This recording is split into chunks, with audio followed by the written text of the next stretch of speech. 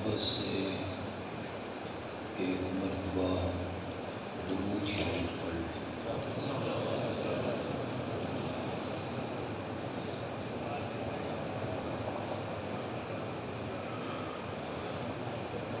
اللہم صلی علی سیدنا و مولانا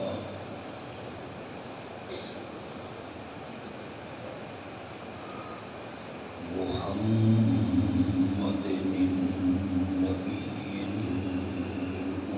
الأمی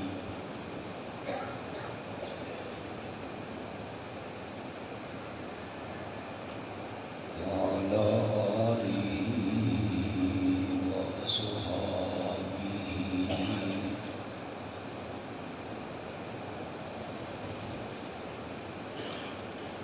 وبارک وسلم ثم صلی علیہ۔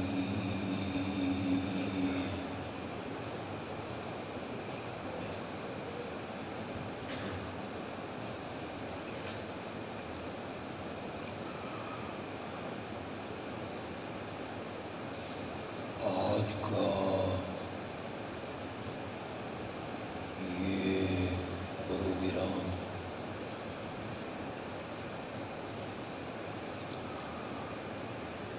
حضرت مولانا قاری عبدالجبار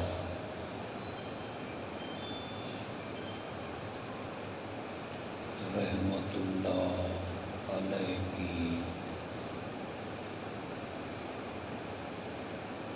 وفات کے بعد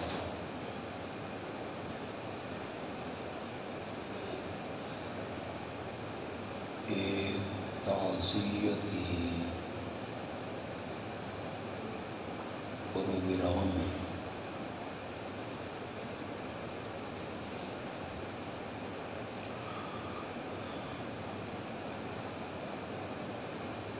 ایک عالم کی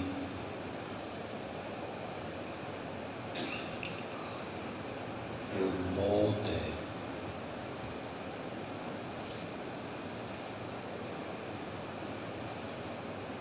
اس کی کمی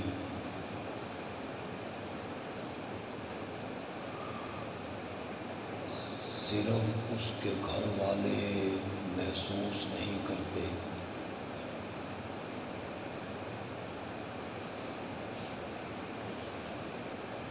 اس کی برادری اور خاندان کے لوگ محسوس نہیں کرتے،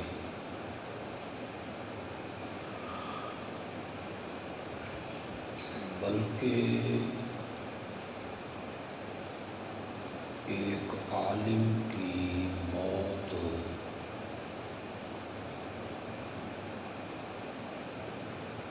اور اس کی کمی پورا شہر اور پورا علاقہ محسوس کرتا ہے۔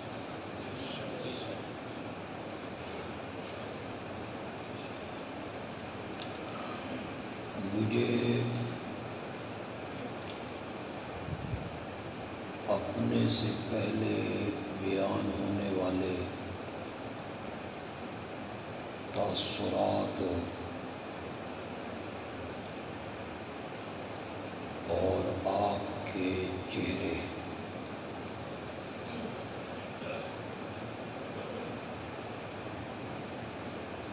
اس سے میں نے محسوس کیا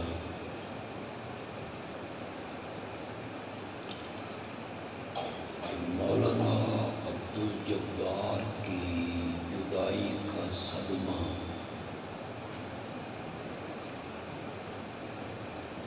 ابھی تک لوگوں کے دل و دماغ پر اس کے اثرات موجود ہیں۔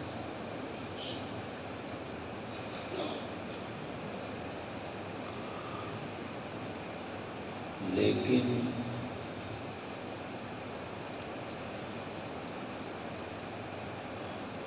اللہ کے اس فیصلے کو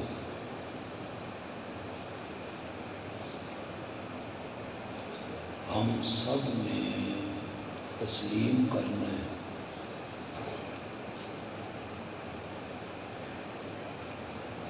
کہ جس نے اس دنیا میں آنا ہے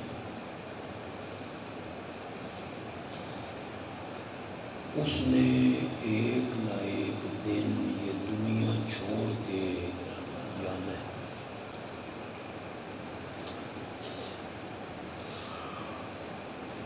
موت سے کوئی بھی مستثنا نہیں۔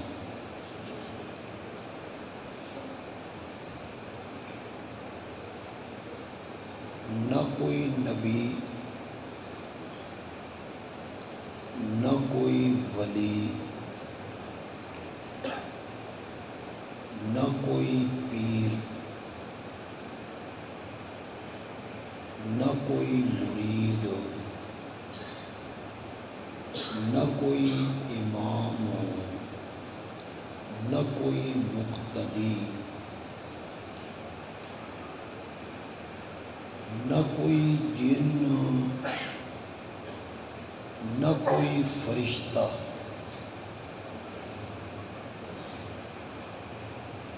کسی کو استثناء نہیں ہے، سب نے موت کا ذائقہ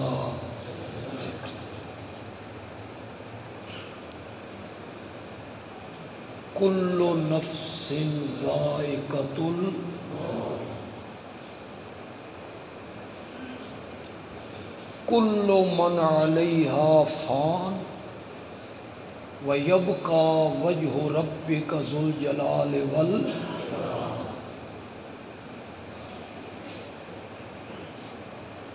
كُلُّ شَيْءٍ هَالِكٌ إِلَّا وَجْهَهُ، ہر چیز فنا ہونے والی ہے، بچنے والی ذات صرف رب کی۔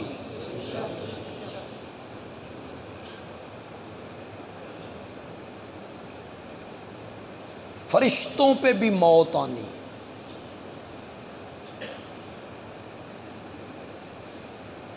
حتیٰ کہ ملک الموت پہ بھی موت آنی۔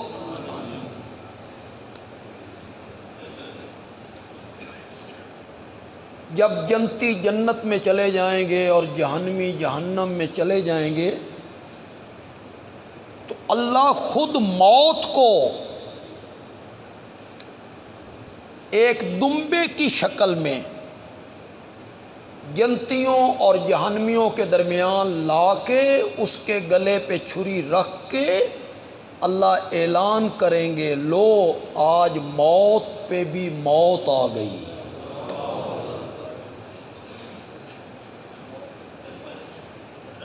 موت سے کوئی بھی مستثنا۔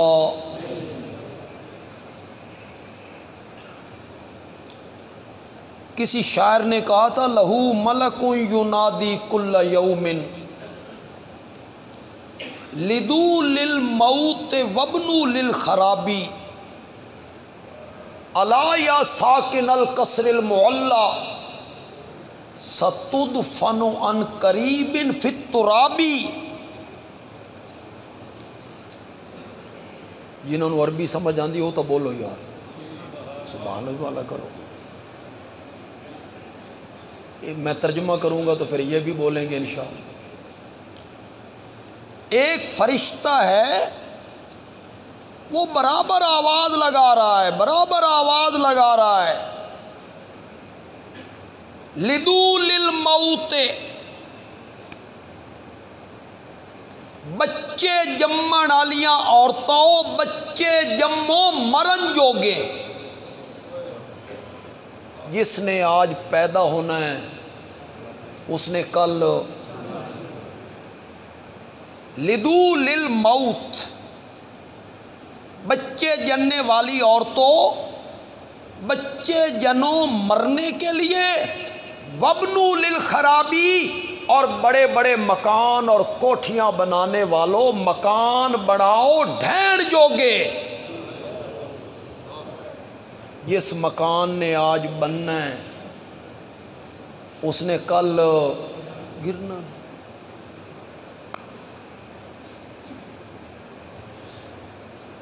منڈیالہ میں بھی لوگ ہجرت کر کے آئے ہوں گے ہندوستان سے. منڈیالہ کے لوگوں کی سرگودا کی کمبو برادری سے بڑے رشتے ناتے ہیں. وہ جو سکھوں کے مکان تھے، وہ جو ہندوؤں کے مکان تھے منڈیالہ میں یا سرگودا میں یا سکھر میں، انہاں ہندوؤں اسے واسطے بنائے سن بھئی تسی رسو، اسی لیے بنائے تھے انہوں نے. ان ہندوؤں نے یہ مکان اس لیے بنائے تھے کہ تم ان میں رہو گے، اپنے رہنے کے لیے بنائے. پھر جو ہندوؤں کے نہیں رہے وہ تیرے رہیں گے.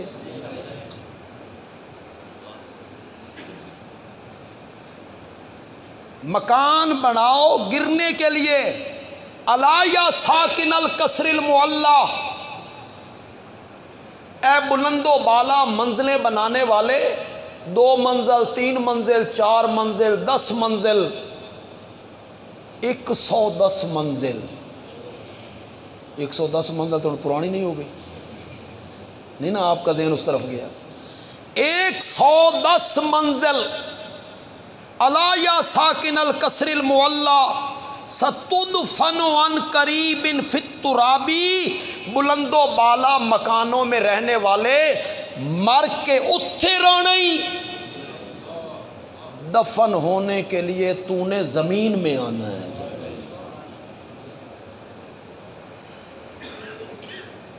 موت سے کسی کو بھی استثناء نہیں، کوئی اس سے بچ نہیں سکتا. آج مولانا عبد الجبار صاحب چلے گئے، کل ہم نے بھی چلے گئے. کمر باندھے ہوئے چلنے کو یہاں سب یار بیٹھے ہیں، بہت آگے گئے، باقی جو ہیں تیار بیٹھے. کسی نے ایک آج چلے جانا ہے، کسی نے کل چلے جانا، اس سے استثناء کسی کو حاصل نہیں.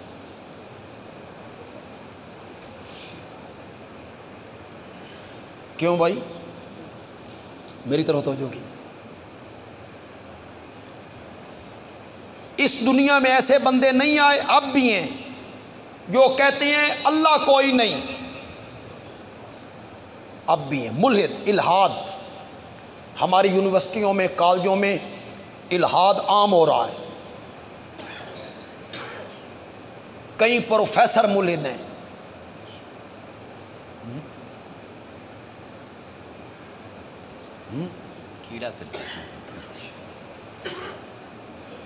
کئی پروفیسر ہماری یونیورسٹیوں میں اب بھی ملحد ہیں.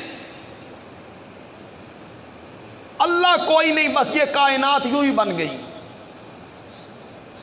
اس دنیا میں ایسے لوگ موجود ہیں جو میرے نبی کو نبی ماننے کے لیے تیار نہیں، آپ کی نبوت کو نہیں مانتے. کتنی روشن بات ہے.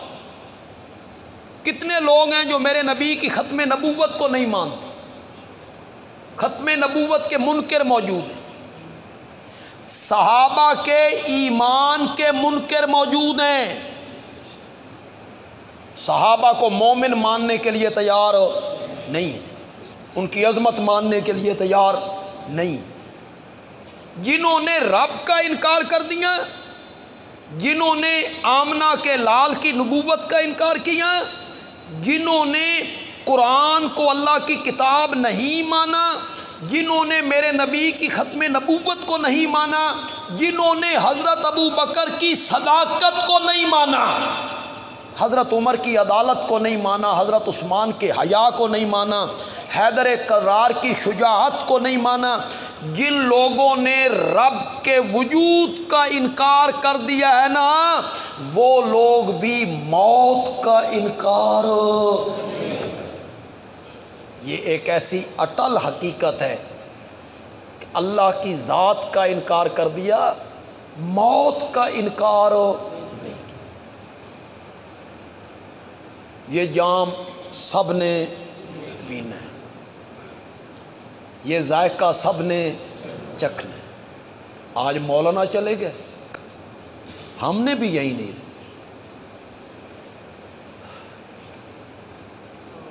یہ جو تعزیت کا طریقہ ہے، آپ کے ہاں کیا ہے؟ چلو میں آپ کا ذکر نہیں کرتا، میں سرگودے کا ذکر کرتا۔ سرگودا میں تعزیت کا طریقہ یہ ہے، لوگ بیٹھے ہیں، دوسرے دن، تیسرے دن، چوتھے دن لوگ آ رہے ہیں، دعا جی، فاتحہ جی۔ آپ کے ہاں بھی یہی طریقہ؟ بول دے نہیں تسی یار، یہی طریقہ۔ کون پڑھتا ہے فاتحہ؟ کوئی اخبار پڑھ رہا ہے، کوئی حقہ پی رہا ہے، تو کہتے فاتحہ جی، وہ ساتھ بولو نظر اخبار کی طرح۔ یہ آپ کے ہاں رسم ہے، یہ تعزیت کا طریقہ رسم آپ کے ہاں ہے۔ امام الانبیاء تعزیت کس طرح کرتے تھے؟ وہ حدیث میں ذکر ہے، میرے نبی جو تعزیت کرتے تھے، خدا گواہ ہے، تعزیت کا وہ طریقہ جو میرے نبی نے سکھایا اور میرے نبی تعزیت کرتے تھے، آدھا غم تو بندے کا اسی وقت ختم ہو جاتا ہے۔ تعزیت کا جو طریقہ ہے، جو میرے نبی کے کلمات ہیں نا، چلو بندہ عربی میں نہ کہہ سکے، اردو میں کہہ دے، اس میت کے وارثوں کو کہہ دے، آدھا غم اسی وقت ختم ہو جائے گا۔ میرے نبی کہتے تھے ان للہ ما اخذ وَلَهُ مَا آتا۔ آپ اس جملے پہ ذرا غور کیجئے گا، عربی تو آپ کو سمجھ نہیں آئی، اردو میں بیان کروں گا تو آپ کو سمجھ آئے گی۔ میرے آقا کیا کہتے ہیں؟ ان للہ ما اخذ، جو کچھ اس نے لے لیا ہے نا وہ اسی کا تھا۔ اب غم کم ہو گیا، چیز میری تھی ہی نہیں، میں اس کا مالک ہی نہیں، چند دنوں کے لیے میرے پاس امانت رکھی گئی، اس چیز کا حقیقی مالک تو کون تھا؟ ان للہ ما اخذ، جو اس نے لے لیا وہ اسی کا تھا۔ اگلا جملہ سنو، اگلا جملہ، وَلَهُ مَا آتا، اور جو کچھ اس نے دے رکھا ہے نا وہ بھی اسی کا ہے۔ تیرا بیٹا مر گیا ہے، وہ اسی کا تھا، اور جو باقی تیرے بیٹے ہیں وہ بھی اسی کی۔ تیرا مال اسی کا ہے، تیری دکان اسی کی ہے، تیری زمینیں اسی کی ہیں، حقیقی مالک ہر چیز کا تو نہیں ہے، رب ہے۔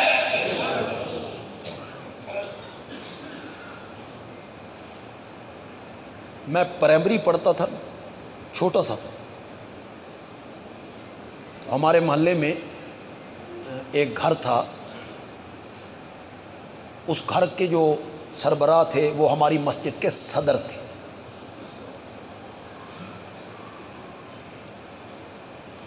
یہ جو مسجد کی انتظامیہ ہوتی ہے، یہ اپنے آپ کو خوش نصیب سمجھے،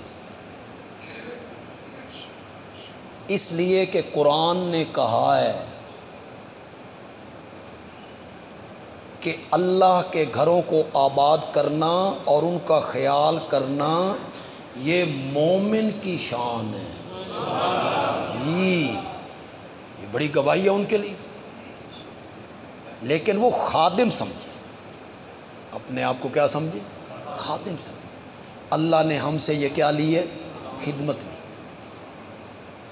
وہ امام کا بھی احترام کرے، خطیب کا بھی احترام کرے، اپنے سے بہتر سمجھے، عزت کی نگاہ سے دیکھے۔ جب سے ہم نے امام اور خطیب کو نوکر سمجھ لیا ہے نا، اس وقت سے ہم نے ان سے علم لینا بھی چھوڑ دیا۔ نوکروں سے کون سیکھے؟ نوکر نہیں، محسن۔ یہ میری گل پسند نہیں ہے، نوکر نہیں، کیا؟ محسن۔ پہلے زمانے میں ہر بندہ نماز پڑھاتا تھا، جو آیا مسجد میں اذان دی، مصلے پہ کھڑا ہو گیا۔ پھر علم میں کمی آتی چلی گئی، ہر بندہ اس کا اہل نہیں رہا، پھر لوگوں کے پاس وقت نہیں رہا، تو محلے والوں نے آپس میں بیٹھ کے مشورہ کیا یار کام تو ہمارا ہے، اذان دینا، مسجد کی صفائی کرنا، نماز پڑھانا، لیکن ہمارے پاس وقت نہیں ہے، مصروفیت بڑھ گئی ہے، اپنے میں سے ایک بندے کو فارغ کرو، وہ کاروبار نہ کرے، وہ مسجد کا خیال کرے اور ہم اس کی کیا کریں۔ تو پھر نوکر ہوا کہ محسن ہوا؟ زور سے بولو یار، تو محسن ہے آپ کا، کام تو آپ کا تھا نا، اذان دیں، نماز پڑھائیں، اب آپ مصروف ہیں، ادھر اذان ہوئی، آپ مسجد میں آئے، آپ کو لیٹرینیں بھی صاف ستھری مل رہی ہیں، وضو خانہ بھی صاف ستھرا مل رہا ہے، صفیں بھی صاف ستھری مل رہی ہیں، قالین بھی صاف ستھرا مل رہا ہے، آپ نے آ کے نماز پڑھ لی ہے، کام تو آپ کا تھا، آپ نے اپنی جگہ پہ ایک بندہ مقرر کر دیا کہ یہ ہمارا سارا کام کرے گا۔ آسان ہے 5 وقت کی پابندی کرنا؟ آسان ہے؟ میں حیران ہوتا ہوں ان ائمہ پر، تنخواہیں کتنی ہیں؟ کتنی تنخواہ ہوتی؟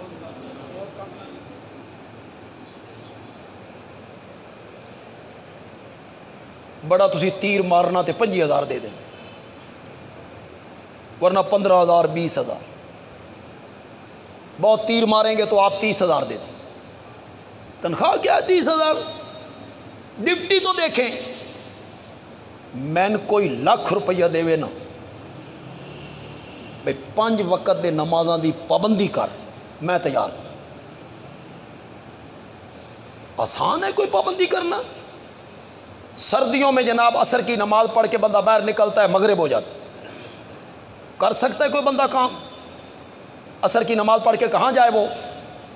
مغرب ہو جائے گی، مغرب پڑھ کے کہاں جائے؟ عشاء ہو جائے گی، نہ وہ کوئی کام کر سکتا ہے، نہ کسی تقریب میں جا سکتا ہے، وہ پابند ہو گیا ہے، وہ آپ کا محسن ہے، اس کی کیا کیا کرو؟ بولو تو صحیح، تھوڑا سا بولو، ایک گل چنگی نہیں لگی؟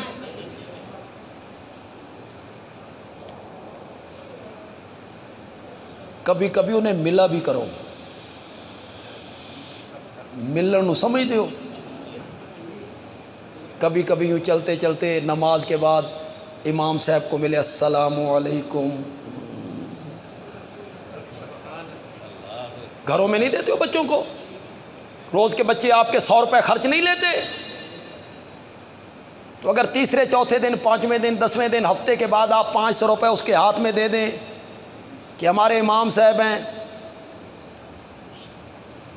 خدمت کیا کرو نا۔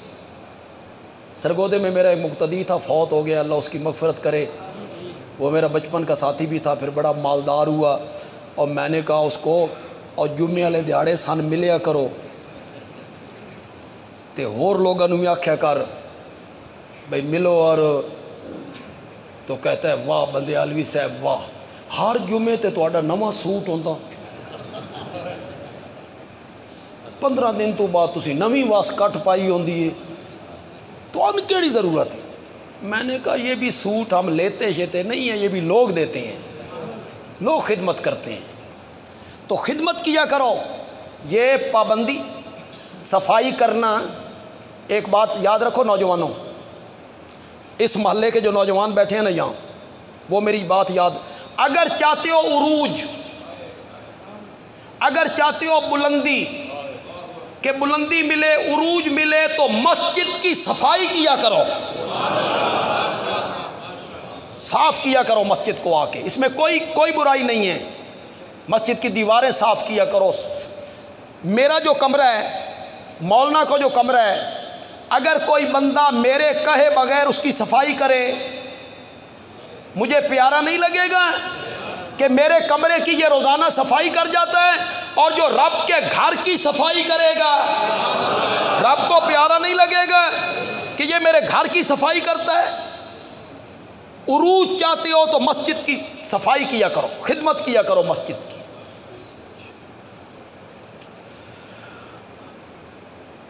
میرے آقا جب تعزیت کرتے ہیں تو تعزیت میں جو جملے بول رہے ہیں اس میں آدھی تسلی اسی وقت بندے کو، یہی مفہوم ہے اس جملے کا. جب کوئی غم کی خبر ملے تو ہمیں کہا گیا اس وقت کہو انا للہ انا الیہ. ہم سب رسمن پڑھتے ہیں یار، کسی کی موت کی خبر ملی انا للہ و انا الیہ، اس کے ترجمے کا پتہ نہیں، گہرائی کا پتہ نہیں، اس کے معنی کا پتہ نہیں، مفہوم کا پتہ نہیں. ہم رسمی مسلمان ہیں، رسمی. ہماری نمازیں، ہمارے روزے، ہمارے عمرے، ہماری حجیں سب رسمن ہیں، رسمن. ہم تو بہت پیچھے آ گئے. علامہ اقبال صاحب نے کہا تھا رہ گئی رسم اذاں روئے بلالی نہ رہی. کیوں کہا تھا علامہ اقبال نے؟ اوپر 8 لاؤڈ سپیکر لگے ہوئے ہیں، 3 کلومیٹر تک آواز جاتی ہے اذان کی. کتنے لوگ نماز پڑھنے کے لیے آتے ہیں؟ اس مؤذن کی آواز میں کتنا سوز رہ گیا. علامہ اقبال کہتے ہیں رہ گئی رسم اذاں روئے بلالی نہ رہی، فلسفہ رہ گیا تلقین غزالی نہ رہی، اور واعظ قوم کی وہ پختہ خیالی نہ رہی. اب قوم کے جو واعظ ہیں وہ ممبر و محراب پہ کیا بیان کر رہے ہیں؟ 12 سال دا بیڑا تار چھڈیا، پیرانے پیر نے مرغی کو زندہ کر دیا، فلاں بزرگ ہوا میں اڑتے ہوئے آئے. علامہ اقبال نے کہا واعظ قوم کی وہ پختہ خیالی نہ رہی. قوم کے واعظ وہ بن گئے جو قصے، کہانیاں، موضوع، روایتیں، چٹکلے، حکایتیں، مرثیے، ڈوڑے لوگوں کو سنا رہے ہیں. ساری چیزیں ہم میں رسمن آ گئی، رسمن. ہم اجمی لوگ ہیں نا، عربی جو لوگ ہیں نا ان میں یہ چیزیں نہیں ہیں. عربی مسلمان ہیں ان میں یہ چیزیں نہیں ہیں جو ہمارے اندر ہیں.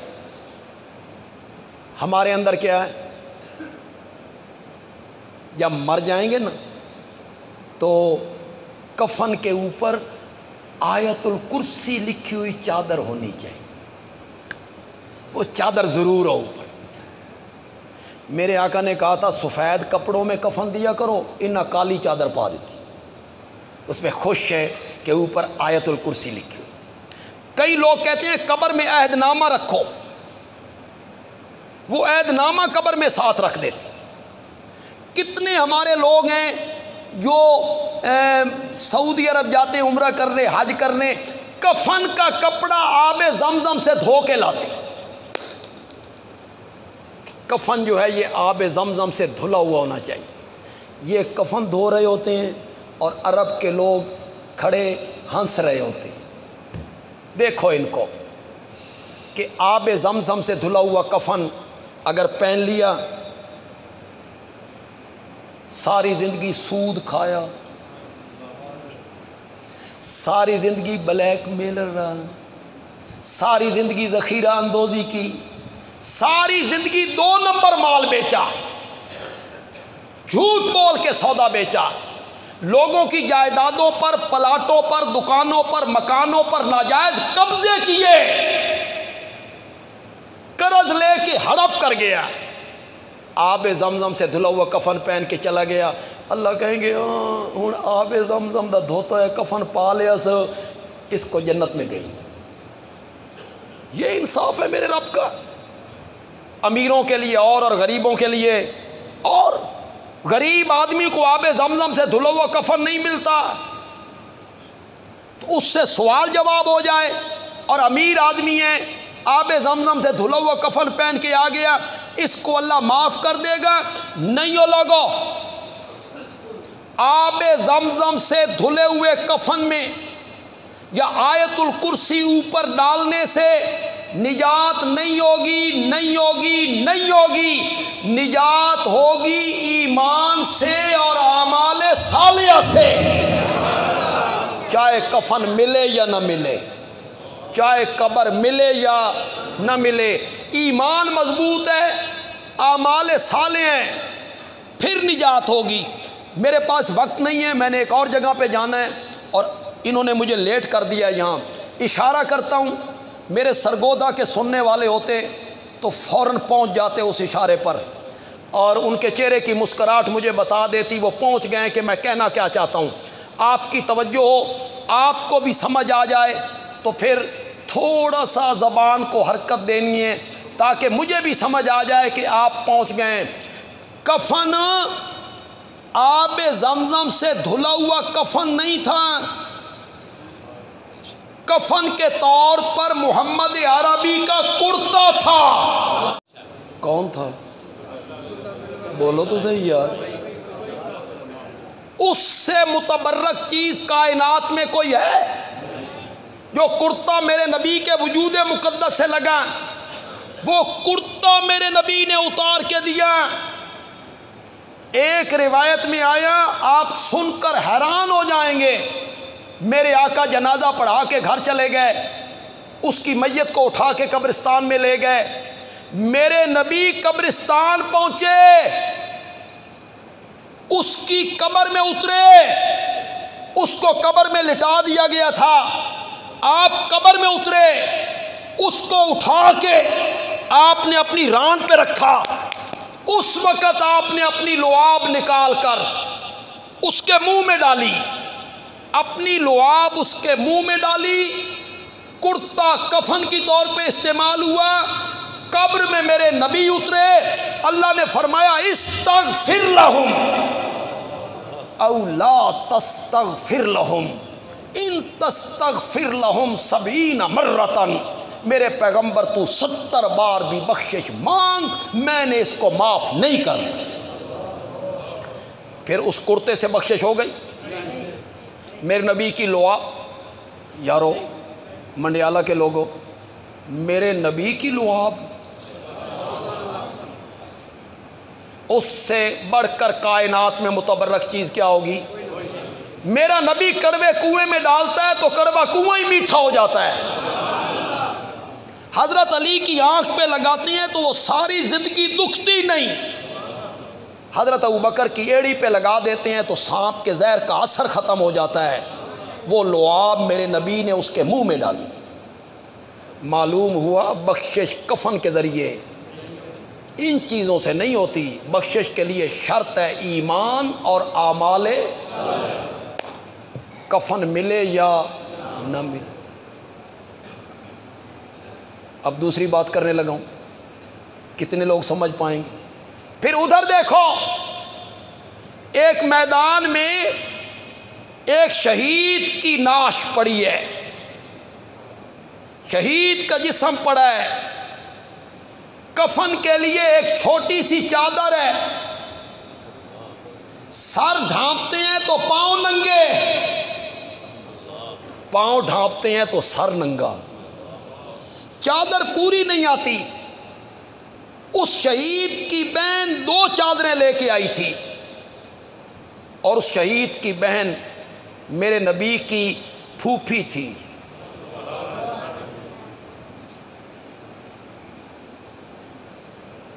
اپنے بھائی کے لیے لائی تھی، ہوں تو کوئی سمجھ گیا ہو، اپنے بھائی کے لیے لائی تھی۔ نبی پاک نے پھوپھی زاد بھائی حضرت زبیر کو کہا ماں کو روکو، تیری ماں اپنے بھائی کے جسم کو دیکھ نہیں سکے گی، اس کا سینہ چیر دیا گیا ہے، دل نکال لیا گیا ہے، آنکھیں کان ناحق کاٹ دیے گئے، مسلح کر دیا گیا ہے، نہیں دیکھ سکے گی اپنے بھائی کی اس جسم کو، روکو اپنی ماں کو۔ حضرت صفیہ بڑی طاقتور تھیں، حضرت زبیر نے روکا، انہوں نے دھکا مارا، دھکا مار کے جو آگے بڑھی نا تو پیچھے سے حضرت زبیر نے کہا ماں نبی پاک کا حکم ہے، وہی قدم رک گئے۔ کیا کہا ہے میرے بھتیجے نے کہ تم جاؤ گی تو صبر نہیں کر سکو گی، کہا میرے بھتیجے کو جا کے کہنا جب سے تیرا کلمہ پڑا ہے تو صبر کرنا بھی سیکھ لیا ہے۔ 2 چادریں لائی ہوں اپنے بھائی کے لیے۔ میرے آقا نے کہا ایک چادر جو ساتھ شہید پڑا ہوا ہے نا اس پر ڈال دو، ایک چادر میرے چچا پہ ڈال دو۔ یا رسول اللہ ایک چادر بڑی ہے ایک چھوٹی ہے. فرمایا بڑی چادر دوسرے شہید پہ ڈالو، چھوٹی چادر میرے چچا پہ ڈالو. اس کو کہتے ہیں ایثار. کیا کہتے ہیں؟ ایثار. آپ اردو میں کہتے ہیں ترجیح دینا، دوسرے کو اپنے اوپر ترجیح دینا. بڑی چادر دوسرے شہید کے لیے یہ آسان نہیں ہوتا ہے. پاکستانیاں واسطے تے بالکل ہی آسان ہے. یہ تے انہی اگے نکلن دی کوشش کرتے ہیں، دوسرے کو چیز ملے نہ ملے مجھے ملنی چاہیے. اور شریعت حکم دیتی ہے ایثار کا، ترجیح دینے کا. اور ایثار کا جو ثواب ہے نا، اللہ اللہ اللہ اللہ. قیامت کے دن ایک بندہ اس کے اعمال تولے جائیں گے تو ایک نیکی کم پڑے گی، صرف ایک نیکی. اللہ کہیں گے ایک نیکی آتا گیا، صرف ایک نیکی پر باپ کے پاس آیا، اس کہا میں تن جانتا ہی نہیں. بیٹے کے پاس آیا، کہا میں تن جانتا ہی نہیں. ماں نے انکار کر دیا، بیوی نے، بچوں نے، سب نے انکار. ایک نیکی دینے کے لیے کوئی تیار نہیں. یہ بھاگا جا رہا. آگے سے ایک بندہ ملا، کہتے ہیں کیا ہوا ہے؟ اس نے کہا یار ایک نیکی کم پڑ گئی، مل جائے تو میرا کام بن جائے. اس آخیا تیری ایک نیکی کم میں تے معاملہ پھنس گیا، میرے کو تے ہے ہی ایک. چل یار تیرا کام بن جائے تو لے. اس نے ایثار کیا، اپنے بھائی کو ترجیح دے. میری خیر ہے، میری خیر ہے، میں مجھے جہنم میں اللہ ڈال دے، چل یار تیرا کام بن جائے. اب اس کی خوشی کا کوئی اندازہ. میدان معاشر میں ہے جناب، یہ بھاگتا ہوا اچھلتا کودتا ہوا رب کے دربار میں آیا. رب نے فرمایا سنا، اس آقا میرا کام بن گیا. رب نے کہا صرف تیرا نہیں بن گیا، اس کا بھی بن گیا. اس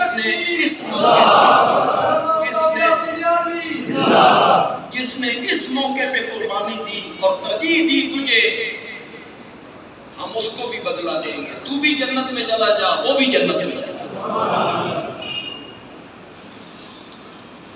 قرآن نے ہاں سر ڈھانپتے ہیں تو پاؤں ننگے، پاؤں ڈھانپتے ہیں تو صحابہ نے پوچھا یا رسول اللہ کیا کریں؟ آپ نے فرمایا سر ڈھانپ دو اور پاؤں پر ازخر گھاس ڈال. مدینے کے گھاس کا نام، مدینے کا گھاس ازخر، وہ اس کے پھول کے پاؤں پہ ڈال. کفن پورا نہیں، سر ڈھانپتے ہیں تو پاؤں ننگا، پاؤں ڈھانپتے ہیں تو سر ننگا. اور میرے نبی پاک کہتے ہیں قیامت تک آنے والے شہیدوں کا سردار میرا یہی چچا ہے. نجات کوئی کفن پہ دار و مدار ہے نجات کا؟ نا، نجات کا دار و مدار ایمان اور اعمال صالحہ. شریعت نے کیا حکم دیا؟ جب کوئی موت کی خبر آئے، غم کی خبر آئے تو کیا پڑھنے؟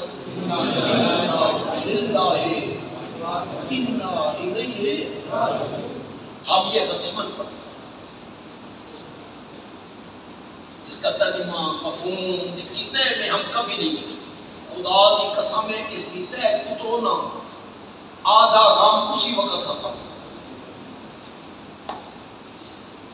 کیا مفہوم ہے؟ اِنَّا لِلَّهِ، ہم سب اللہ کے لیے ہیں.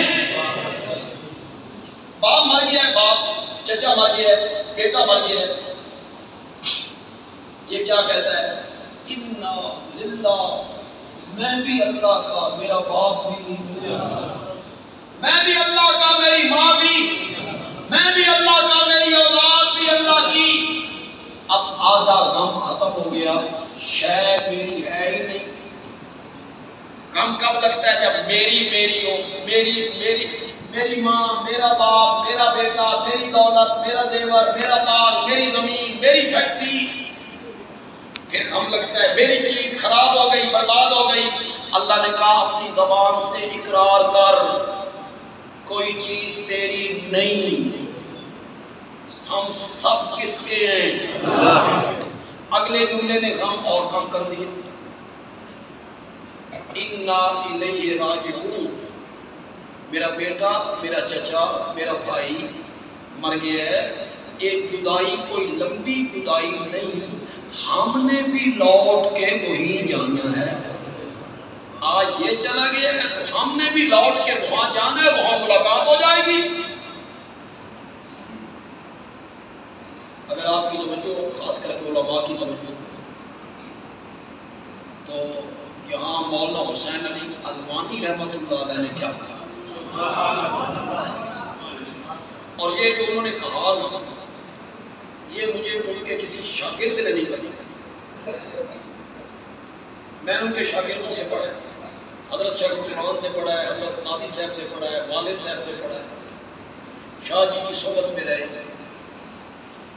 کسی نے یہ ترجمہ مجھے بتایا حضرت صاحب کا ایک یاد شاگرد، زبیدار یاد، نام تھا اس کا بابا کلندر،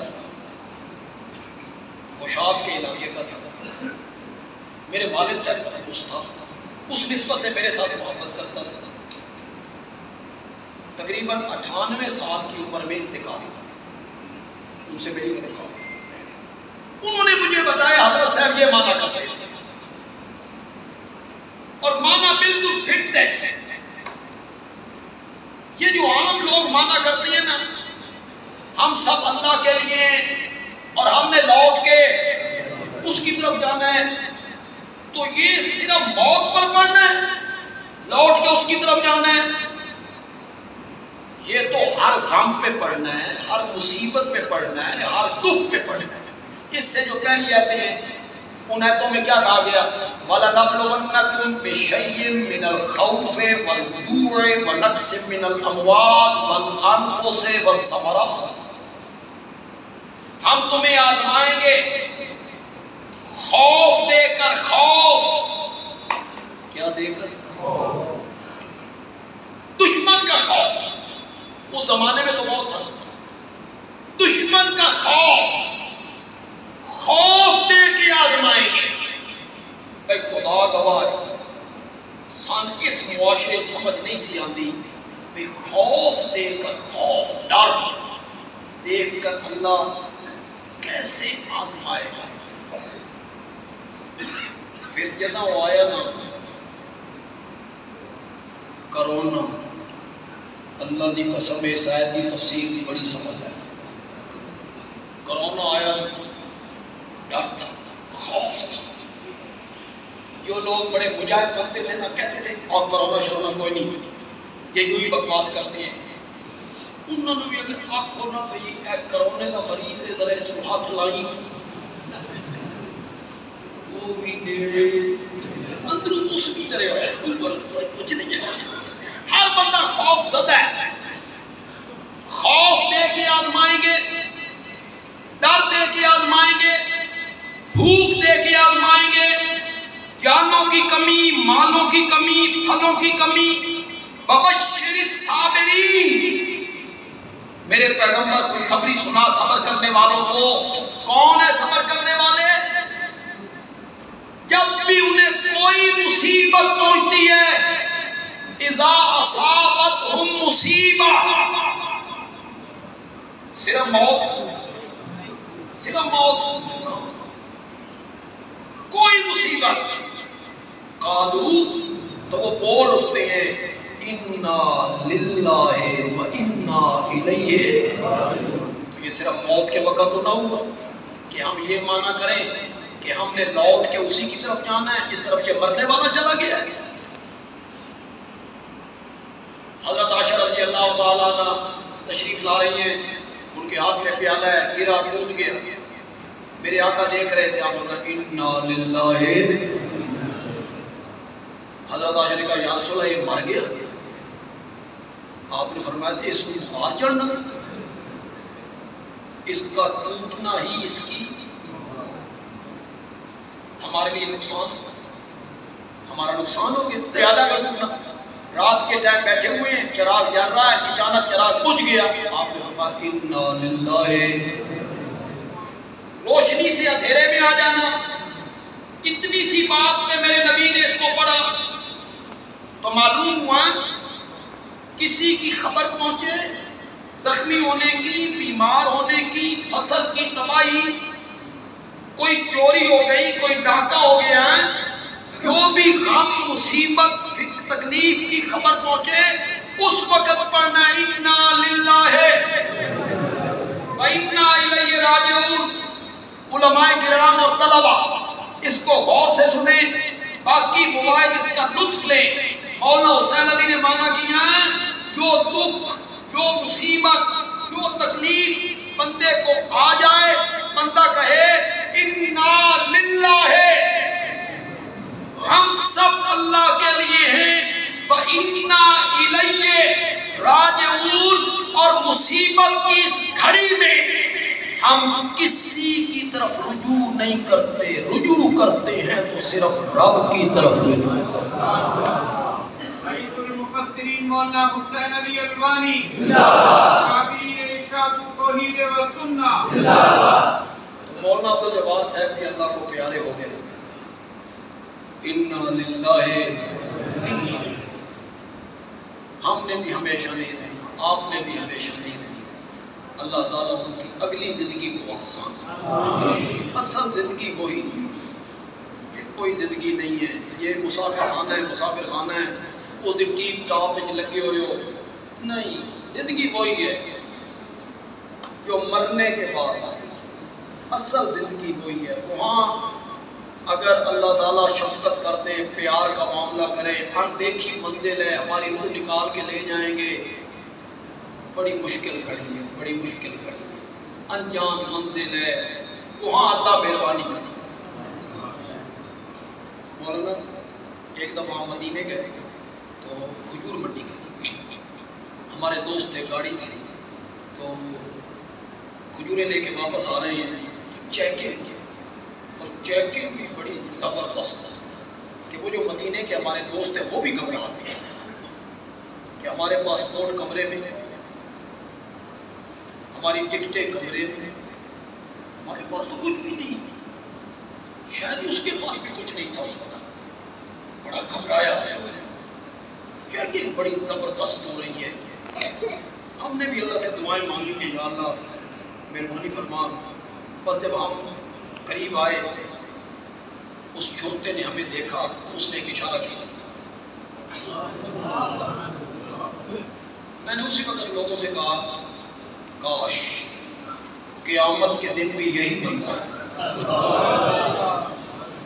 لوگوں کا حساب کتاب ہو رہا ہو اور ہم اللہ کے دربار میں پہنچے اور ادھر سے اشارہ ہو۔ اللہ مولانا عبدالجبار صاحب کے ساتھ یہی مانگا، اللہ مجھ سے محبت کا مانگا، پیار کا مانگا، شفقت کا مانگا۔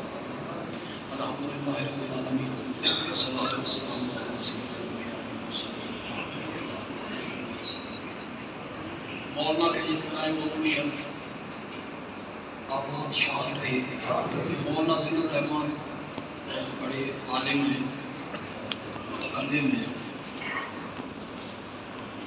خطیب ہیں، آپ کے مکرم ہیں، اللہ انہیں یہ توفیق دے کہ وہ اس ممبر و محراب سے ہمیشہ حق کی آواز کریں، توحید و سنت کی آواز بلند کریں، اور ان نمازیوں کی خدمت کرنے کی اللہ انہیں توفیق عطا فرمائے۔ جو اس مسجد کی انتظامیہ کے لوگ ہیں، اللہ انہیں بھی توفیق دے کہ وہ اپنے مال کے ذریعے، جان کے ذریعے، وقت کے ذریعے اس مسجد کی خدمت کریں۔ اللہ تعالیٰ ان کے گھر بار کی حفاظت فرمائے، اللہ ان کی آل اولاد کی حفاظت فرمائے، اور اللہ ان کے کاروبار کی حفاظت فرمائے، رزق حلال میں اللہ برکتیں عطا فرمائے۔ آپ جتنے حضرات یہاں تشریف لائے، آپ کا آنا اللہ کو منظور فرمائے۔ ہمارا یہ دار توحید و سنت مولانا کی زیر نگرانی جو توحید و سنت کا قرآن و حدیث کی خدمت کا کام سر انجام دے رہا ہے، اللہ اس ادارے کو اور ترقی عطا فرمائے، اور ترقی عطا فرمائے۔ آپ کے ملیالہ کی یعنی یہ بڑی شان ہے، یہ دور حدیث جب شروع ہوا ہے، اور اگر 7 سال یہ طلبہ کو پڑھاتے رہے اور طلبہ دور حدیث کریں لاہور جا کے یا گجرانوالہ جا کے یا سرگودا جا کے، تو وہ فارغ ہو جائیں گے تو کوئی ان سے پوچھے گا ہاں بھائی کہاں کی فراغت ہے، کوئی بھی منڈیالے کا نام نہیں لے گا وہ کہیں گے میری گجرات سے فراغت ہے، میری گجرانوالہ سے فراغت ہے. اب جو یہاں سے بچے فارغ ہو کے جائیں گے، کوئی ان سے پوچھے گا ہاں میں کہاں سے فراغت ہے، تو کہے گا منڈیالہ سے فراغت ہے. آپ کے شہر کا نام لوگوں کے ذہن میں آئے گا. تو یہ آپ کے لیے بھی بڑے فخر کی بات ہے. اللہ تعالیٰ اس مدرسے کو قائم دائم رکھے. وصلی اللہ تعالیٰ علی خیر خلقہ محمد وعلی آلہ وصحبہ اجمعین.